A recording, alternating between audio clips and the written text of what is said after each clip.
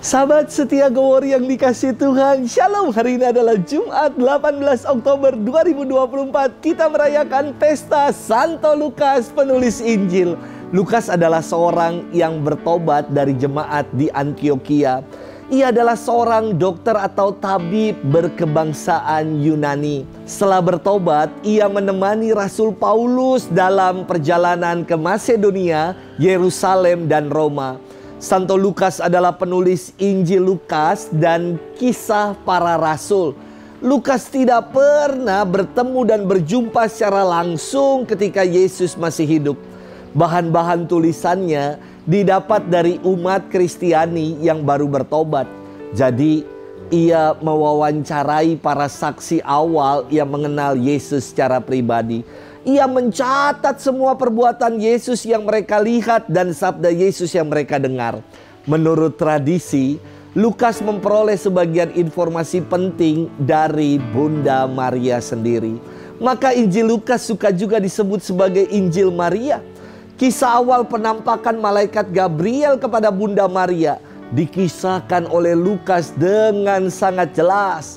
Kisah kelahiran Yesus di Bethlehem serta pengungsian keluarga kudus ke Mesir juga dikisahkan dalam Injil Lukas secara terperinci.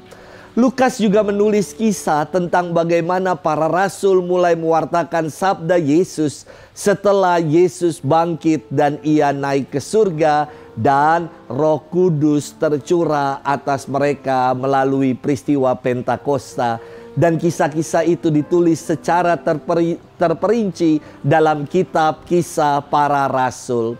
Lambang Injil Lukas adalah lembu yang dikenal sebagai hewan persembahan. Karena isi Injil Lukas adalah menegaskan bahwa Yesus adalah korban persembahan atau silih atas segala dosa manusia. Menurut tradisi, Lukas wafat pada usia 84 tahun di Botia, Thebes, Yunani. Hari ini kita akan bersama-sama merenungkan firman Tuhan yang diambil dari Injil Lukas 10 ayat 1 sampai dengan 9. Kita siapkan hati kita. Haleluya, haleluya, haleluya. Bukan kalian yang memilih aku, tetapi akulah yang memilih kamu. Aku telah menetapkan kamu supaya pergi dan menghasilkan buah, dan buahmu itu tetap. Haleluya, haleluya, haleluya. Tuhan bersamamu dan bersama rohmu. Inilah Injil suci menurut Lukas, dimuliakanlah Tuhan. Pada suatu hari Tuhan menunjuk 70 murid lalu mengutus mereka berdua-dua mendahuluinya ke setiap kota dan tempat yang hendak dikunjunginya. Katanya kepada mereka, "Tuaian memang banyak tetapi sedikitlah pekerjanya. Karena itu mintalah kepada Tuan yang mempunyai tuaian supaya ia mengirimkan pekerja-pekerja untuk tuaian itu. Pergilah, camkanlah. Aku mengutus kamu seperti anak domba ke tengah-tengah serigala. Janganlah membawa pundi-pundi atau bekal atau kasut, dan janganlah memberi salam kepada siapapun selama dalam perjalanan. Kalau kamu memasuki suatu rumah, katakanlah terlebih dahulu, damai sejahtera bagi rumah ini. Dan jika di situ ada orang yang layak menerima damai sejahtera, maka salammu itu akan tinggal padanya. Tetapi jika tidak, salammu itu akan kembali padamu. Tinggallah dalam rumah itu, makan dan minumlah apa yang diberikan orang kepadamu, sebab seorang pekerja patut mendapat upahnya. Janganlah berpindah-pindah rumah. Jika kamu masuk ke dalam sebuah kota dan kamu diterima di situ, makanlah apa yang dihidangkan kepadamu dan sembuhkanlah orang-orang sakit yang ada di situ, dan katakanlah kepada mereka, kerajaan Allah sudah dekat padamu." Demikianlah sabda Tuhan. Terpujilah Kristus. Sahabat setia Gowor yang dikasihi Tuhan, Shalom. Dalam persiapan acara di GBK untuk misa bersama dengan Paus Fransiskus kali lalu, teman-teman muda dari Komisi Kepemudaan Kuskupan Agung Jakarta dilibatkan sebagai panitia. Gak sembarangan loh yang dipilih ini. Karena ada audisinya. Udah kayak ajang pencarian bakat. Saya kagum dengan teman-teman muda ini. Mereka melayani dengan tulus dan sangat kompak hingga acara misa di Gelora Bung Karno berjalan dengan baik dan lancar.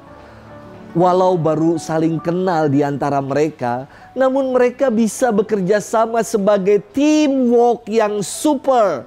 Karena kuncinya mereka mau berjalan bersama sebagai satu saudara.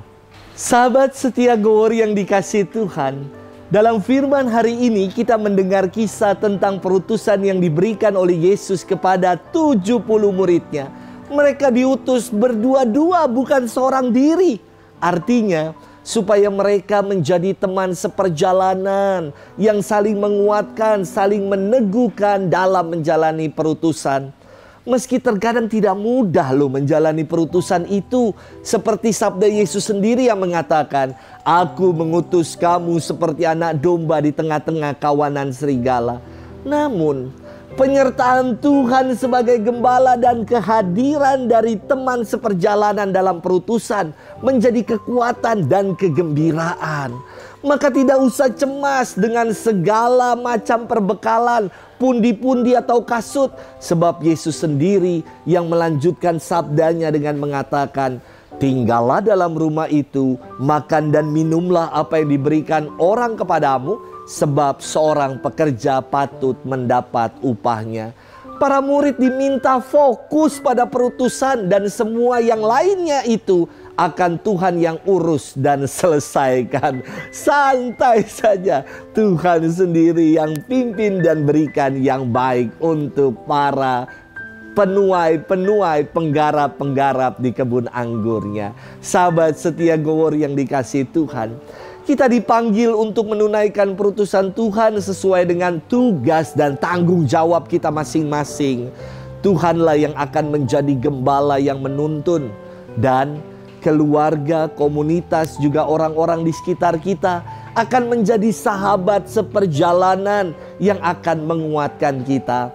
Tetaplah berjalan bersama dengan Tuhan dan hidup sebagai satu saudara dengan yang lain. Selamat bermenung.